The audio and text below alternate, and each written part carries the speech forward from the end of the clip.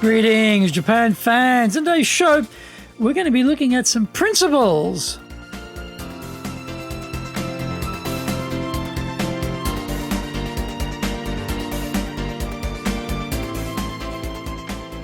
Maishu, arigatou gozaimasu, and welcome back to the 9th year of the Leadership Japan series. And I'm your host in Tokyo, Dr. Greg Story, your corporate coaching and training guy committed to your success. President of Dale Carnegie Training Tokyo, Japan, and the 3-time best-selling author of Japan Sales Mastery, Japan Business Mastery, and Japan Presentations Mastery. My new book in Japanese, Za Eigyo, is available on Amazon. We are broadcasting around the world from Minato-ku in the center of Tokyo, the leadership capital of Japan. This podcast brings insights, examples, and experience about leading in Japan. And trust me, it is different here. Don't forget to subscribe and share this podcast with your family, friends, and colleagues. We are not being sponsored by Libsyn, but we value your privacy, which is why we have our podcast hosted by Libsyn, who, unlike many other podcast hosts, have a strict policy that does not allow access to your private information by anyone. Here is our daily podcast lineup on iTunes. Mondays, the Cutting Edge Japan Business Show. Tuesdays, the Presentations Japan series. Every second Tuesday, the Business Tatsujin no Oshie Show. Wednesdays, the Sales Japan series. Thursdays, the Leadership Japan series. And every second Thursday, the Business Pro Podcast Show. Fridays, the Japan Business Mastery Show. And Saturdays, Japan's top business interviews. Before we get going, today's handy Japanese phrase is, well, I hope it's going to be fine tomorrow. Ashita hareru to ii na. Ashita hareru to ii na. Ashita hareru to ii na. I hope we don't have rain tomorrow. I hope it's going to be fine. Ashita hareru to ii na. Ashita hareru to ii na. This is episode number 470. Today we are talking about Guiding Principles of Leadership, Part 1. We pick up ideas on leadership from multiple sources, books, training, articles, blogs, guidance from mentors, and personal observation. What we usually fail to do is compile them or collect them in one place. This sporadic approach is also completed over a long time span, so we forget more than we retain. Here are 16 principles of leadership which we all know, but which we will benefit from by reminding us of what we have forgotten and by collecting them in one place. Number 1. The first step towards success is identifying our own leadership strengths. This is not what we do, though, is it? We usually focus on what we're doing poorly. That is, looking into the past. By concentrating on our strengths, we can build on those and keep them growing rather than beating ourselves up about being less than perfect. Number 2, communication is built on trusting relationships. But what builds trust in relationships? Being fair with staff, vendors, and clients is an integral part of this. Recently, we had a case where there was some international pricing available for our training, which was higher than what we charged locally. We could have easily taken the additional money. In straitened COVID times, that cash would have been welcome, but where is the trust if we do that? Trust also means doing what you say when you say it and how you say it, which sounds easy, but many things get in the way of executing on these understandings. Regardless, we need to keep our eye on our integrity and follow our true north values. Number 3, motivation can never be forced. People have to want to do a good job. Imagine one of those cartoon scenes where the boss is loudly screaming, "Be motivated, be motivated, be motivated," such that the staff member's hair is blowing back off their head. We know that is ridiculous, but what do we do instead of telling people to be motivated? Aligning the individual's values and those of the enterprise is a key start. Also, understanding the individual motivations and making sure the company can help them achieve their goals is another one. So, here is the million-dollar question. Do you know the values and goals of each staff member, and do you know these over time? Because goals can certainly change.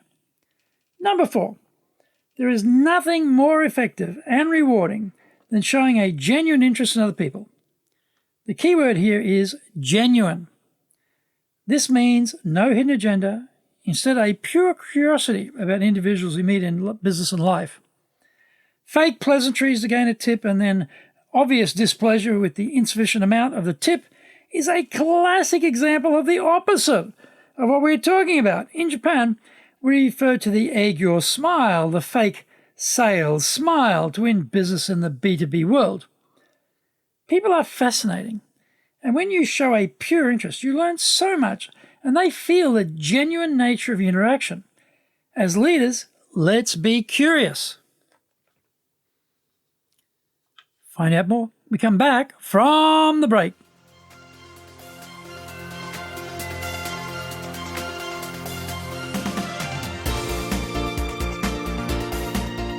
Our show today is brought to you by our public programs, but we also do custom-made in-house classes. Now, we do them in our super safe classroom, we do them live online, and we do them in Japanese, and we do them in English. Our show today is being brought to you by, on the 23rd of July, we'll be doing our ongoing professional education series. On the 27th of July, we'll have our Dale Carnegie course. On the 28th of July, we'll be doing high-impact presentations. Our website is www.dale, D-A-L-E hyphen Carnegie, C-A-R-N-E-G-I-E .co.jp. You can email me at greg.story@dalecarnegie.com. If you like learning by watching videos, then we have over 1,000 for you there at Tokyo, Japan, Dale Carnegie TV on YouTube. Get my best-selling books, Japan Sales Mastery, the Bible for selling in Japan, and Japan Business Mastery, as well as my new book, Japan Presentations Mastery. We release 3 TV shows every week on YouTube. The Cutting Edge Japan Business Show, that's a premier business show in Japan, comes out Mondays. Fridays, we have Japan Business Mastery Show. Saturdays, Japan's top business interviews, where I interview leaders in Japan from SMEs all the way up to the corporate captains of industry on one topic, leading in Japan. Every second Thursday, we release the Business Pro Television Show. Don't forget, you can email me at greg.story@dalecarnegie.com.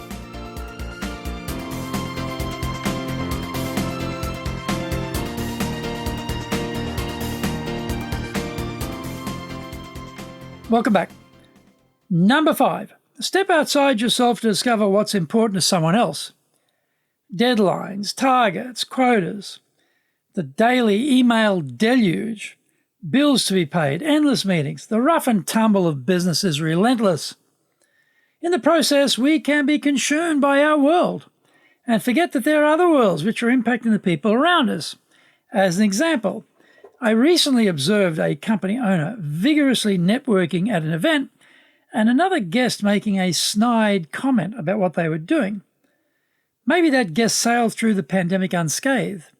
The owner, however, had been clinging on by the fingernails, but there was no appreciation for that. This is what happens when the focus is on ourselves. We lack empathy for others, and for leaders, that is a disaster, in particular in a market where staff can easily jump ship and get another job if they don't feel they are being looked after. Empathy is not an occasional thing. You're either empathetic or you're not. And as leaders, we had better become empathetic if we want to succeed in modern business. Number 6, nobody is more persuasive than a good listener. This sounds so counterintuitive, doesn't it?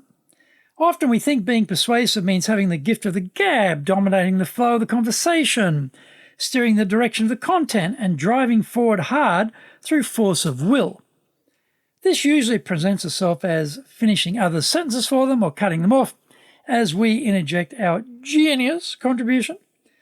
This is so prevalent that when someone actually shuts up and lets us talk, we feel liberated, energized, and valued. Dopamine is flooding through our system, and we like that person. We take a more positive view of who they are, what they have to say, and what they want. Introverts in particular are very open to this form of communication. So, to be listened to yourself as a leader, let the other person do all the talking. Number 7, team players are the leaders of tomorrow. I saw a quote the other day which flagged the 3 C's as being critical to successful leaders: creativity, critical thinking, and collaboration. This element of collaboration is relatively new. When I was growing up in business, Jack Welch was the dominant role model. His image was that of the dominant leader, driving results through force of will, pushing subordinates hard, and casting overboard anybody who didn't measure up. It was a Darwinian struggle of zero-sum outcomes. Today, we have a different business world in front of us, and the ability to tap into the collective intellect, energy, and commitment of the whole team is seen as the winning formula. I can see this weakness in myself. I now tell my son he shouldn't think he has to do it all on his own like I did. He should seek support, mentors, and collaborators. I wish I had been smarter about this rather than treading the path of the hairy-chested individual trying to do it all on my own. I have been a notorious slow learner. In part 2, we will continue with principles 8 through 16.